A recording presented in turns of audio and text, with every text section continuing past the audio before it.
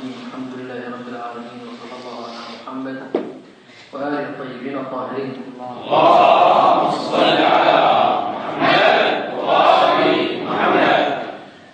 رب اشرح لي صدري ويسر لي أمري واحلل عقدة من لساني يفقهوا قولي. الكلام إن شاء الله في سورة الجن المباركة، المتابعة صفحة 572. سورة الجن اتفاقا مكية. علامات المكية واضحة فيها: قلة عدد الآيات، الكلام عن توحيد المولى تبارك وتعالى، الكلام عن الدعوة الإسلامية في بداياتها، والكلام عن النار والكلام عن الجنة وغيرها من العلامات تبين مكية هذه السورة.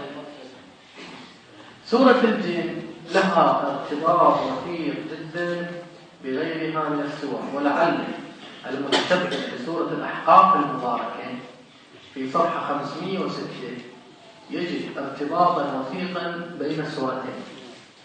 هناك في سورة الأحقاف يقول المولى تبارك وتعالى: وإذ صرفنا إليك نفرا من الجن يستمعون القرآن فلما حضروه قالوا أنصتوا فلما قضي ولوا إلى قومهم منذرين. يعني مجموعة من الجن جاءوا إلى النبي الأكرم صلى الله عليه وآله. هذه مجموعة خيرة، لأن القرآن يقول: وإذ صرفنا إليك نفرا، كأنما يعني مقصودين. وإذ صرفنا إليك نفرا من الجن يستمعون القرآن. مرة عندنا سماع ومرة استماع، يعني مرة نقول فلان يسمع القرآن وفلان يستمع القرآن. الفارق بين سمع واستمع أن السماع عن غير تصديق. مثل واحد يمشي بالسوق ويسمع لنا اثنين يسولفون، فباله وين أصلا يسولفون، هذا مو سماع. مرة استماع، لا، الاستماع انك تركز وياه تفهم الجاي. قال تعالى: وإذا قرئ القرآن فاستمعوا له، تفهم الجاي يسولف. القرآن يقول: إذ صرفنا إليك نفرا من الجن يستمعون القرآن فلما حضروه، يعني حضروا مجلس النبي صلى الله عليه وآله، فلما حضروه قالوا أنصتوا، خلنا نسمع، ستوا. فلما قضي ولوا إلى قومهم منذرين. من خلص النبي صلى الله عليه وآله من كلامه سووا هذول، ذهبوا إلى قومهم لينذروا قومهم. هذا الكلام يشبه إلى حد ما الآية الأولى وين في سورة الجن. لاحظوا هنا ماذا يقول: قل أوحي إلي أنه استمع نفر من الجن فقالوا إنا سمعنا قرآنا عجبا. عجيب هذا القرآن. والمناسبة كلمة القرآن في اللغة تقال لكل شيء يقرن بعضه إلى بعض. مثلا زواج الرجل بالمرأة يسمى عقد قران. ليش عقد قران؟ لأنه قرن الرجل بالأنثى. فإذا قرنت الآية بالآية والسورة بالسورة صار عندك قرآن. كلمة القرآن مو مختصات هذا الكتاب. بإمكانك أي كتاب، ممكن الديوان الشعري تسمي قرآن، لكنه لم تحد العرب هذه التسميات، فبالتالي صار القرآن قرآنا بالغلبة أو بالعهد، لعله يكون أصح. صار قرآنا بالغلبة أو بالعهد فسمي قرآنا. ممكن أنه إذا نتفق مجموعة على الكتاب يسميه قرآن، هذا ما فيش، ما بيبد معذور. وهذا الحالة نفسها تنطبق مع المصحف الشريف، وإن كان القرآن الكريم لا يستخدم كلمة مصحف وإنما استخدم كلمة قرآن. قال تعالى: بل هو قرآن مجيد. هنا قال: إنا أنزلنا إليك قرآنا عربيا. إذا كلمة قرآن وردت في أكثر من مرة، وهذا معناه قرآن. وأوحي إلي أنه استمع نفر من الجن فقالوا إنا سمعنا قرآنا عجبا. سؤال: هم سمعوا القرآن كله وبعض مقاطع؟ فإذا استمعوا لبعض المقاطع ليش يقول سمعنا قرآنا والحالة من القرآن الكتاب كامل؟ واضح أنهم لم يستمعوا القرآن، استمعوا شيئا من القرآن. لكن الشيء قد يسمى الشيء باسم جزء من أجزائه. يسمى الشيء بالمنطق، يعني اللي دارس منطق يفهم تماما هذه القضية مدروسة في بدايات علم المنطق. هناك مباحث الألفاظ وتصنع القول. يسمى الشيء باسم جزء من أجزاء أو باسم لازم من لوازمه كما يعبر عنه الشيخ المظفر رحمه الله عليه. فكلمة قرآن أي جزء منه يسمى قرآن. ولم يقل إن سمعنا القرآن. لو قال سمعنا القرآن لكان كل القرآن استمعوا له، لكن من نكره استمعوا له في مقطع معين من عنده ممكن يسمى قرآن وعليه. فالآن مثلا نقول اليوم اجى كتاب من وزارة الصناعة مثلا، كتاب، هو الكتاب كتاب 300 صفحة 400 ومجلد، لو صفحة واحدة ورقة واحدة يجوز بها كلمتين يا قد يكون الكتاب هو ورقة واحدة أو صفحة واحدة، قد يكون الكتاب يعني كلمتين 3 كلمات، هذا كتاب رسمي وبتخويل وقد يكون فيه حياة آخرين. إذا الكتاب والقرآن قد يراد بالكامل ويطلق على جزء أو لازم من لوازمه. فقوله تعالى إنا سمعنا قرآن لم يستمعوا القرآن كله، استمعوا لبعض آياته ولعلهم استمعوا ل3 آيات مثلا. قرآنا عجبا يهدي إلى الرشد فآمنا به رأسا آل القرآن. نحن اليوم أيها الكرام بحاجة إلى أن نكون مثل أولئك الجن الذين ذكرهم القرآن في سورة الجن، والذين ذكرهم القرآن هنالك في سورة الأحقاف الآية 29.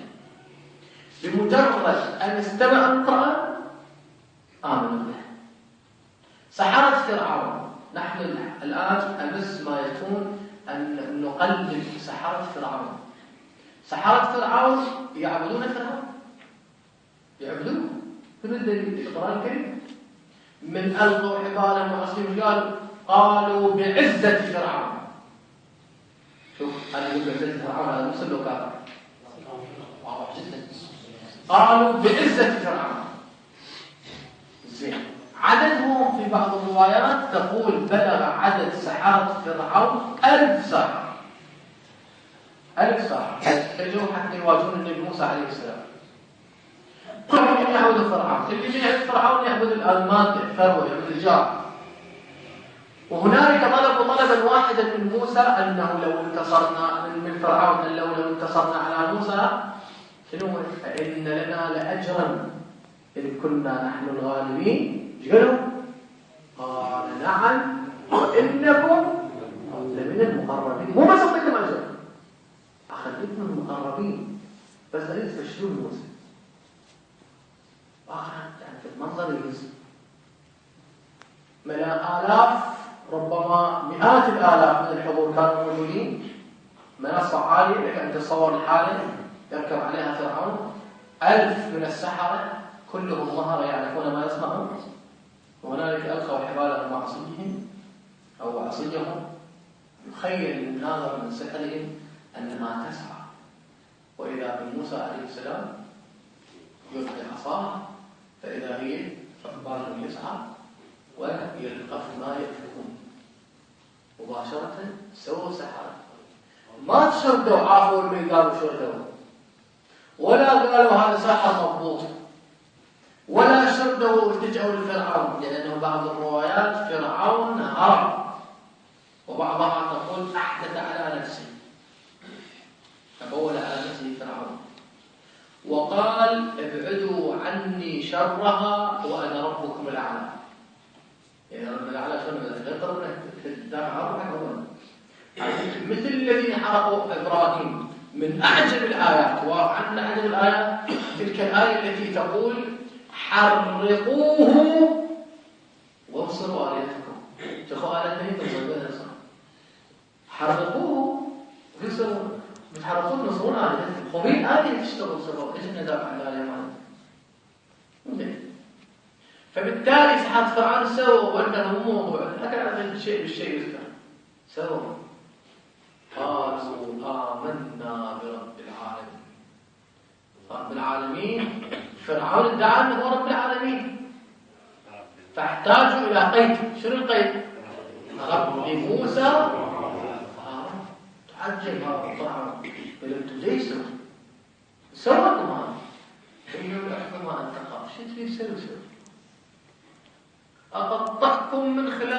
أصلبكم على جذوع النخل يسوسوا. ليش؟ لأنهم شافوا الموقف يتطلب منهم أن يأخذوا موقفا جديا. إحنا الآن يا ترى عندنا واحد أو مجموع لأنه 1000 كافر اتفقوا على أن ينصروا الدين. بعدين إحنا نقول عندنا الهمة والطاقة أن نكون مثل سحرة فرعون. لو دائما إحنا يعني وما عليه إحنا وجعنا. يا ترى هاي متى نستفيد من كلمة شعبية ومعنية حتى بالتالي نرجع في نحن سبحانه وتعالى يظلنا بعين الرب. إذا هنالك هذول القوم الذين استمعوا للنبي صلى الله عليه وآله جاءوا إلى أهلهم. إيش قالوا؟ قالوا يا قومنا إنا سمعنا كتابا. هناك في سورة الأحقاف تقرأ في صفحة 506. قالوا يا قومنا إنا سمعنا كتابا أنزل من بعد موسى مصدقا لما بين يديه يهدي إلى الحق وإلى طريق مستقيم. يا قومنا أجيبوا داعي الله. هذا داعي الله الإمام أو النبي محمد صلى الله عليه وسلم داعي الله. يا قومنا أجيبوا داعي الله وآمنوا به يغفر لكم من ذنوبكم ويجركم من عذاب أليم إلى آخر الخطاب اللي موجود هناك. احنا سالفتنا في سورة الجن المبارك. قل أوحي إلي أنه استمع نفر من الجن فقالوا إنا سمعنا قرآنا عجبا يهدي إلى الرشد فآمنا به ولن نشرك بربنا أحدا. استمعوا القرآن خلاص قال لا إله إلا الله مباشرة. ليش؟ آمنوا به. هاي آمنا به هاي مفعول الهاء في به هاي مفعول. هل تعود على القرآن آمنا بالقرآن أم تعود على الرسول الذي أتى بالقرآن فآمنا برسول القرآن أم تعود على الرب الذي أنزل القرآن والتقدير آمنا برب القرآن؟ واقعا لا تيرون، لكنه لو أتينا على سياق الآية يكون الضمير عائد على الأقرب وعليه فآمنا به يعني آمنا بالقرآن. واضح جدا. لكن القرآن الكريم في سورة النساء في الآيات الأخيرة يقول ومن يكفر بالله وملائكته وكتبه ورسله. هذا الترتيب مقصود. ومن يكفر بالله اللي هو الرب وملائكته الذين ينزلون القرآن وكتبه الذين ينزل بهذه الكتب المهمة التي هي الدساتير ورسله الرسل الذين يستلمون الكتب. قال تعالى ولن نشرك بربنا أحدا صار حال الجن وأنه تعالى جد ربنا. جد ربنا ربنا عندنا جد. إذا ما عندنا جد عشان جد. القرآن في سورة التوحيد يقول لم يلد وهناك العبارة تقل الفخر الرازي رائعة جدا رائعة. يقول شرف كل ذكر بشرف المذكور. العبارة أرجو أن تحفظ. شرف كل ذكر بشرف المذكور. شنو يعني؟ مرات تقرؤون في بعض الأحاديث وكذا أنه من قرأ مثلا سورة التوحيد 3 كأنما ختم القرآن. من قرأ مثلا سورة الفاتحة كأنما قرأ كل القرآن، باعتبار أنه أعطيناك 7 من المثاني والقرآن 7 من المثاني تحت القرآن. مثلا اللي يقرأ قل هو الله أحد قبل لا ينام إلا من أجل كذا وكذا. ما نلقي من قرأ سورة المسد مثلا 20 مرة يحصل كذا وكذا. ما نلقي اجتماعات. سورة المسد مو من القرآن الكريم ومن القرآن الكريم. نعم بها فضائل، قرأت بها فضائل. لعل واحد من فضائلها قرأت أنه الذي يقرأ سورة المسد لا يجمع الله بينه وبين أبي لهب. ونسأل الله أن يجمعنا بأبي لهب. لكن هذا الفضل وين؟ الله ما يجمعك ويا أبي لهب وين؟ ومن يقول لك من قرأ آية الكرسي في دبر كل صلاة لم يمنعه من دخول الجنة إلا الموت. عجيب. شنو الأجر؟ كمل صلاتك. واحدة من القضايا اللي كان يوصي بها السيد الشهيد محمد باقر الصدر رضوان الله تعالى عليه. يقول كأحد القضايا التي كان يوصي بها خواص الطلبة أنه بعد أن تنتهي من صلاتك وتتم التسبيح فاطمة سلام الله عليها، لأن الإمام الصادق يقول تسبيح فاطمة عقب كل صلاة أحب إلي من صلاة 1000 ركعة. اللهم صل على محمد وآل محمد. وهو من الذكر الكثير الذي قصده الله بقوله واذكروا الله ذكرا كثيرا. فشو يقول الشهيد باقر الصدر هنا؟ يقول واحدة من أهم القضايا اللي تحافظ عليها بعد أن تقرأ التسبيح فاطمة سلام الله عليها بعد الصلاة تسوي اقرأ مباشرة سورة الفاتحة. مباشرة بعد سورة الفاتحة اقرأ التسبيح. طبعا لكم التعقيبات هذا ما أدخل عليكم لكنهم مهمات جدا. وأن تقرأ آية شهد الله وآية قل اللهم مالك الملك. هذا من الأجر اللي به واقعا يعني أجر مخيف موفق جدا من يقرأ هذين الآيتين. اللي يرجع لمفاتيح الجنان هناك يجد الفضل يرجع يقول على كلام شنو الفضل لعله في درس مقبل يفصل القول بها وفضائلها ونقف بعض النقاط من التعقيبات. هناك بعض الأمور مهمة جدا. زين يهدي إلى الرشد فآمنا به ولن نشرك بربنا أحدا. شان سالفة الجد وأنه تعالى جد ربنا.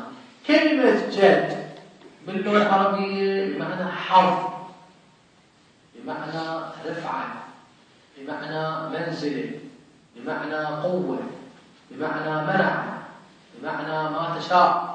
أنت بعد من الصفات التي تدل على العظمة هي كلمة جد. فكلمة جد حوت هذه الكلمات كلها. فكأنما خلينا ناخذ مفردة عظمة مثلا ونقرأ الآية دي وأنه تعالت عظمة ربنا. بعدها شو وظيفة تعالى عظمة؟ شو المعنى من الإعراب هذا؟ جملة اعتراضية. هذا جملة اعتراضية. يعني لو سألتك وين خبر إنه وأنه تعالى جد ربنا ما اتخذ صاحب الولادة، أقول لك ما اتخذ صاحب الولادة هو خبر. هذا جملة تعالى جملة اعتراضية. بالضبط شلون مثلا واحد يقول لك امشي بالسياره ودعمت اجلكم الله كلب. شوف الوصف. سؤال هو ايش دعمت اجلكم الله؟ دعمت اجلكم الله انت؟ لو دعمت الكلب يا ابنك دعمت الكلب انت. لا تجلكم اجلكم الله شو محل الاعراب؟ جمله اعتراضيه بالشكل هذا. فما يصير واحد محترم مثل حضراتكم وتتكلم مباشرة وتنطق بكلمة كلب إذا مقدم إما قبل أو بعد. هذا نفس الترتيب. القرآن الكريم هنا الجن من آمنوا برب العالمين استحوا أنهم يسوون يتكلمون يا قلة أدب. مثل ما كان بنو إسرائيل يتكلمون يوم فشيل وليه ادعو لنا ربك. هذا ربك اللي تؤمن به. ادعو لنا ربك يبين لنا ما لونه. انتبهنا سورة البقرة. ادعو لنا ربك. يحاول لنا ربك تجد قليلا أنا ما أشركني وكررها 3 مرات. بعد شو يقولوا لي؟ قالوا الآن جئت بالحق. هسه يا الله صدق حجك صحيح. لعل قبل كذب عليك وجه. هذا قال عدد الجن مؤدبين. هذول الجن اللي يتكلم عنهم القرآن الكريم هنا ناس مؤدبين. وش يقولوا؟ شوف صياغة الأدبيين. قال وأنه أصل الجملة في هذا القرآن وأنه ما اتخذ صاحبة ولا ولدا. رب العالمين ما عنده صاحب ولا ولد. يعني شو يقولون؟ كأنما حشا من الصاحب وما يحتاج. فهذه الجملة يجب أن نفهم بأنه تعالى جد ربنا وجملة أدب. كم كان القوم مؤدبين أو مؤدبين بالأحرى. وأنه كان يقول سفيهنا على الله شططا. سفيه من هو؟ السفيه. والقرآن الكريم شو يقول؟ يقول لا تؤتوا السفهاء أموالهم. شو انتبهوا يا سورة النساء. يجون يسألون أبناء العامة كثير مفسرين يقول لي من هم السفهاء؟ يقول السفهاء هم الرافضة. الشيعة هم السفهاء. ليه السفهاء؟ يقول لأنهم ينتظرون غائبا في السرداب منذ أكثر من 1000 عام. السفهاء هذول. وعليه لا شك كلمة سفيه في القرآن ما تنطبق علينا، تنطبق على الشيعة. ليش؟ لأنهم سفهاء. سبحان الله، يعني واقعا سبحان الله. بات الذي يحترم أوامر السماء سفيه، واللي يطبق أوامر آل سعود وأوامر أمريكا والمنبطح أمام دولة قطر وغيرها بات هو الرجل المقرب من الله. لكن الذي يقول بإمامة المهدي والذي يفضل علي عليه السلام على غيره من الحمقى الذين يدعون بالخلفاء، والذي يقول بأن الحسين قتل شهيدا، والذي يبكي على فاطمة، هذا سفيه. أكو أول كلام.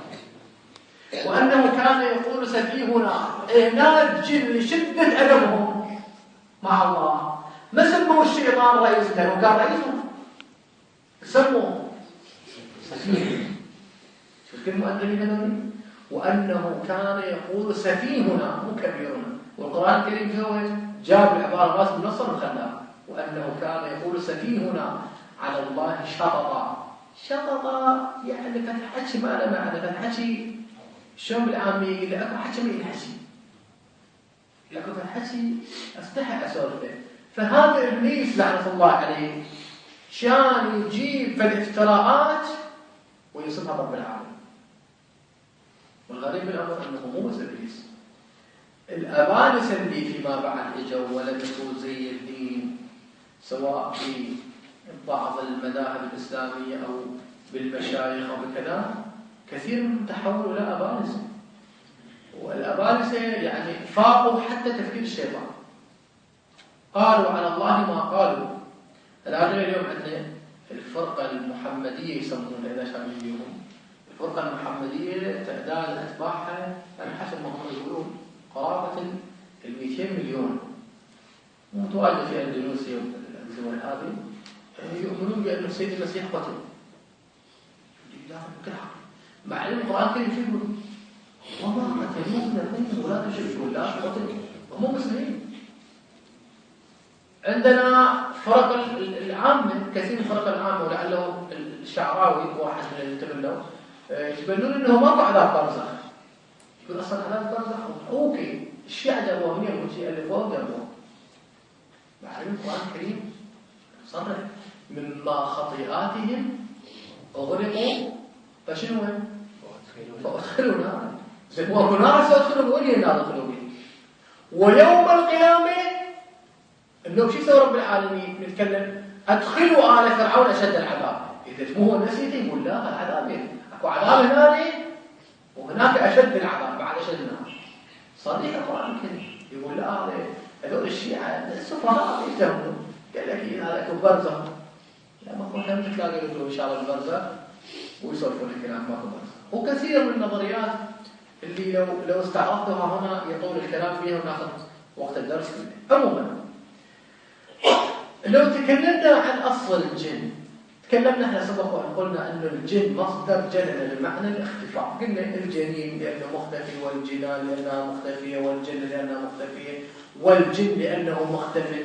الجن عالم مثل عالمنا، لكن إمكانات الجن، طاقات الجن أكثر من طاقات، قوته أكثر من قوته.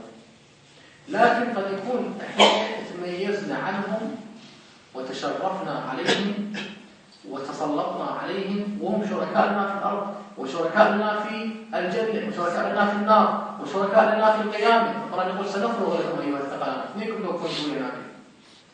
تشرفنا عنهم عليهم بأن منا النبي الخاتم محمد. اللهم صل على محمد وآل محمد. نفخر لأننا اليوم أقرأ في إحدى المحاضرات أو أسمع لإحدى المحاضرات الشيخ جواد التركيزي آخر عبارة رائعة، يقول النظر إلى بني فاطمة عبادة.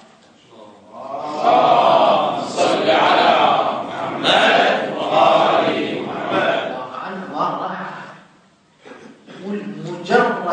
تنظر إلى شخص من أولاد فاطمة بس تباوع بوجهه طريقة التزام دخل في بوجهه يقول هذه الأجر. واحد من ونعم الله علينا كثيرا، واحد من أكثر نعم الله علينا أننا نرى أولاد علي وفاطمة يدخلون مصر، وهذا رحمة إلهية كبرى.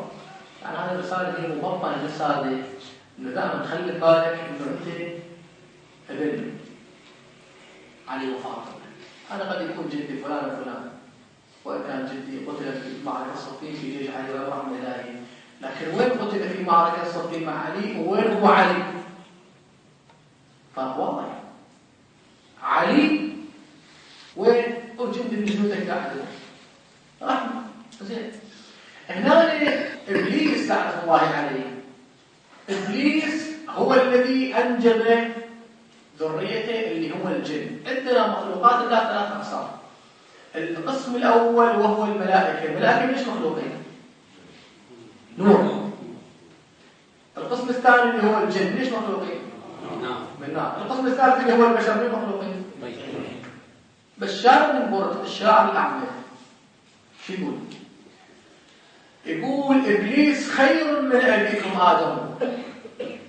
وشيطان إبليس خير من أبيكم آدم فتنبهوا يا معشر الفجار. إبليس جوهرة وآدم طينة، والطين لا يسمو سمو النار. يقول إبليس أحسن منكم، أحسن من أبوكم، لكنه هذا الأعمى، أعمى القلب وأعمى البصر، هذا ليس من جنسه. الإنسان فيه من الكوامن بإمكانه أن يكون خير من الملائكة، وهذا نظرية الشيعة. بإمكان الإنسان أن يرتقي مرتقى الملائكة، بل يجتازهم كما هو حال النبي صلى الله عليه وآله وآله الكرام، قطعا أفضل من الملائكة قطعا. الشاعر أبو نواس قال له لما لا تمدح علي بن موسى الرضا؟ فقال قيل لي وأنت أوحد الناس ضرا من الكلمات والشعر النبيه، لما لا تمدح علي بن موسى والصفات التي تجمعن فيه؟ فقلت لا أهتدي لمدح إمام كان جبريل خادما لأبيه. اللهم صل على محمد وآل محمد. يعني شدح من علي بن موسى، هو جبريل ايش قديش كبر خدام يشتغل عند النبي صلى الله عليه وسلم، يشرب يقدر بالله. منين يبدو وياه؟ المعتزلة واحدة من عقائدهم يرون بأن الملائكة أفضل من النبيين، فيرون أن جبريل عليه السلام فتفهم سابق والله شلون؟ أنا ولو آخذ وقتكم شوية، إحنا مرة دكتور ناطق لأنه ملزمين بوقت، لكنه المبحث كبير حقيقة. المعتزلة ايش يقولون؟ يقولون الملائكة أفضل من الأنبياء. ليش؟ شلون فهموا؟ يقولون ليش؟ لأنه هذول مقربين للرب. هذا مقرب للرب، يجيب لك أوامر الرب، أنت بعيد، أنت النبي أنت بعيد. فكلما كان القرب إلى الله كان القرب المادي أقرب إلى الله كان قربا معنويا أيضا. وعليه فلما كان جبريل أقرب إلى الله فهو خير من بقية الأنبياء. إحنا شو ندور؟ نقول لهم على هذا شيء تلزم. هذا المسلم نقاش علماء نطلع نتيجة، بس من يصير لا والله احترق أبوك واحترق جدك نطلع نتيجة. هم يسمونه يحسبون ماكو نتيجة. بيصير نقاش علماء نطلع نتيجة. شو نقول لهم إحنا؟ نقول لهم على هذا الخدام اللي يشتغل الملك ينظف الحلاقة ويسوي السفرة مالته واللي يجيب يكوي له هدومه، هذا أقرب أفضل من الوزير. ليش أفضل من الوزير؟ موصف المكان 24 ساعة مع علمه قد يكون يقرأ ليه صحيح ولا غلط؟ إحنا هذا طبعا مع الفارق بالتمثيل، لكنه هذا الفهم اللي موجود لهم فهم ثابت، ولعله يريدون إقصاء أهل البيت الحوارات مالهم. هذا اللي يقرأ في تفسير الكشاف الزمخشري يجد هناك الكثير من السموم التي كانت إليها المعتزلة، باعتبار من هناك المؤلف كان من المذهب المعتزلي وإن كان منصفا كثير من القضاء، لكن عموما الاعتزال في ذلك. قال وأنه كان يقول سفيهنا على الله شططا. إبليس شيطان مريض اتمرد على رب العالمين، رب العالمين اللي راح يعطيك موعد، امتى موعدك؟ مو يوم القيامة، آخرة الأولى، إلى يوم الوقت المعلوم. شنو الوقت المعلوم؟ العلماء يقولون إلى حين يوم محدد في دولة الإمام المنتظر المهدي. أكو في يوم معين محدد رب العالمين ويعرف الإمام المهدي. اليوم الإمام المهدي شكل الشيطان تغير، ما تقول لي يوم الدين.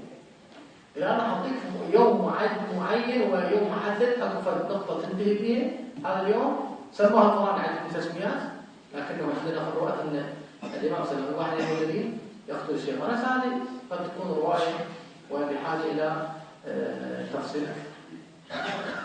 وأنا ظننا الجن يتكلمون هنا، لعل الجن يتكلمون مع النبي صلى الله عليه وآله. وأنا ظننا أن لن تقول الإنس والجن على الله كذبا. عجيب، إحنا ليش نصدق بالشيطان؟ ليش؟ وليس السالفة أصلا أنا ليش أكلم التفاحة على فرض من تفاحة؟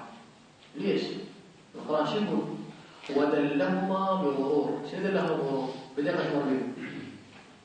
آخر شيء وصلنا من تشكيلهم فقاسمهما. شنو يعني؟ هلا في اليوم قل لهم والله العظيم وأنا في جنة الرحمن وأنا بقرب الرحمن والله الذي لا إله سواه من تاكلون هاي الأكلة كل شيء بيصير وراح تصيرون خالدين أبدا تموتون. هسه هذا مصفى قال صار معقول يشدد؟ عشان معقول واحد يشدد ومو يشدد ويحلف 100 يمين. هذا الرجال لا ملتقي بهذول الناس المكبسلشين، لا رغب نفسه، لا ملتقي بسياسة من دون المنافقين، رجال مكذوب. يشوف له واحد يمدعو مقابله وقاعد ويحلف الشرع بالفعل الأيمان المغالطة. خليه وصل. هنا القرآن الكريم ينقل نفس الحقيقة، الشيطان نفسه يصرف لقوم فرطلة. فقوم والسلطناء شنو اللي صاحبهم ما يشدوا. وش يقول؟ وأنا ظننا إحنا الجن المساكين حسباني أن لن تقول الإنس والجن على الله كذبا. ما معقول هذول كلهم يكذبون، الجن والإنس كلهم يكذبون. ما أدري إحنا الناس بالقرآن صدقنا. وأنا ظننا أن لن تقول الإنس والجن على الله كذبا وأنه كان رجال من الإنس يعوذون برجال من الجن فزادوهم رهقا. هذا قضية مهمة، قضية الكشافين، قضية السحارات، قضية أهل الخير، قضية فتاح الفارس، قضية السحرة والمردة وغيرهم. هذا القرآن الكريم يقول هذولي كانوا لهم علاقة بالجن. طبعا بعض التفاصيل نعرض عنها مثل لو كانت تظن الوادي ونادي بالوادي يا صباحا ويقول الجن والاسمه أساس سؤال ما شاء الله فيه. أما الكيفية عادة دخول عالم الجن أمر ممكن أي شخص يدخل عالم الجن، لكن يحتاج إلى ملكات